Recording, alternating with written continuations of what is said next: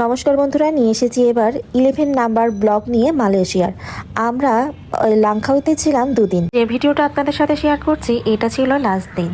আর রাতের বেলা আমরা আর বাইরে খেতে যাইনি, মানে ছেলেকে নিয়ে কোলে নিয়ে এত ক্লান্ত, বললাম যে চলো আমরা বাইরে না খাই, আমি হোটেলে রান্না করি, ডাল সিদ্ধ সব যেহেতু আছে সেটাই রান্না করি, সেটাই খাওয়া যাবে।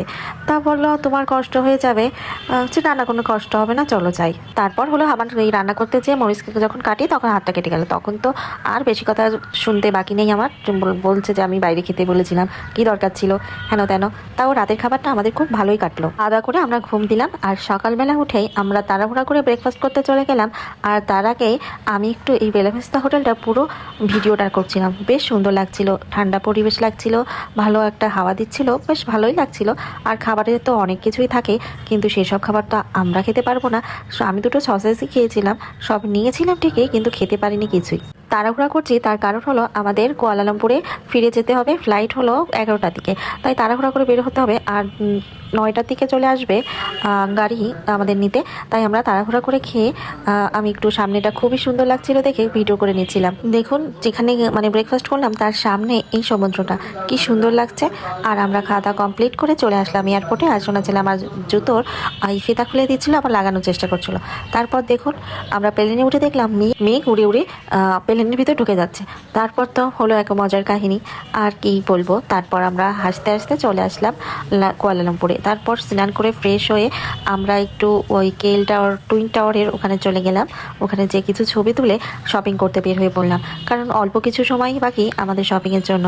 আর শপিং তেমন কিছু কিনিনি, ছেলে মেয়ের জন্য আর কি টুকটাক কেনা, চকলেট এই আর কি।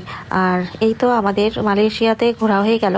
আর সেন্ট্রাল মার্কেটে গিয়েছিলাম, ভেবেছিলাম কম দাম হবে, কিন্তু দেখলাম মালয়েশিয়াতে সব কিছুরই দাম খুব বেশি। সেন্ট্রাল মার্কেটে গিয়েছিলাম, সেন্ট্রাল মার্কেটের ভিতরেও দাম তেমনই আর কি, বললামই তো। আর এর ভিতরে গেলাম, দোকানপাট আছে অনেক, কসমেটিক আইটেম আমি যেরকম খুঁজছিলাম থাইল্যান্ডে যেরকম মেয়ের জন্য কিনে নিয়েছিলাম, ক্লিপ আইটেম অনেক কিছু, সেগুলো কিছুই দেখছি না। শুধু মানে ঘড়ি টুপি এরকম শোপিস বেশি আর কি। তারপর এরকম ফুলতি সাজানো একটা দোকান দেখলাম, বেশ ভালোই লাগলো, তাই একটু ভিডিও করে নিলাম। আর এখান থেকে একটা ম্যাঙ্গো জুস না অরেঞ্জ জুস নিয়েছিলাম, তার ট্যাঙ্কগুলিয়ে দিয়ে দিয়েছে, জুসের কোনো মানে মালটার রস মানে কোনো ই নেই। তারপর আমরা আশেপাশটা পুরোপুরি ঘোরাঘুরি করে দেখছিলাম কোথায় কি পাওয়া যায়। আর এই যে আমরা 3জনে ঘুরছি, শোনা ছেলে তো আবার ঘুম। এই যে পেন্তাল জালান পেন্তাল যে মার্কেট, সেখানে এসেছিলাম রাতের বেলায়। ওখান থেকে যেয়ে হোটেলে ফ্রেশ হয়ে তারপর আবার এসেছিলাম। এখান থেকেই টুকটাক যা একটু কেনাকাটা হয়েছে। আর আমরা যে হোটেলে উঠেছিলাম তার পাশেই একটা চকলেটের দোকান, সেখান থেকেই চকলেটগুলো কেনা। আর এই যে আমরা রাতের খাবার খেতে চলে আসলাম স্ট্রিট ফুড সেইখানে, যেখানে আমরা প্রতিদিনই রাতে খেয়েছি। আপনারা যারা আমাদের ভিডিও দেখেছেন প্রতিটা ভিডিও, সেটা জানবেন। আর এই যে সোনা ছেলেকে দেওয়া হচ্ছে না বলে দুষ্টুমি শুরু করে দিয়েছে। আর এই যে আমরা খাওয়া দাওয়া করে নিলাম, আর সোনা ছেলেটাও খাচ্ছিল। আর এদিন খাবারের আইটেমে অনেক কিছুই ছিল। এই যে চিংড়ির যে একটা গুড়ি গুড়ি একটা আইটেম কি ছিল মনে নেই নামটা, বেশ ভালো লেগেছিল খেতে।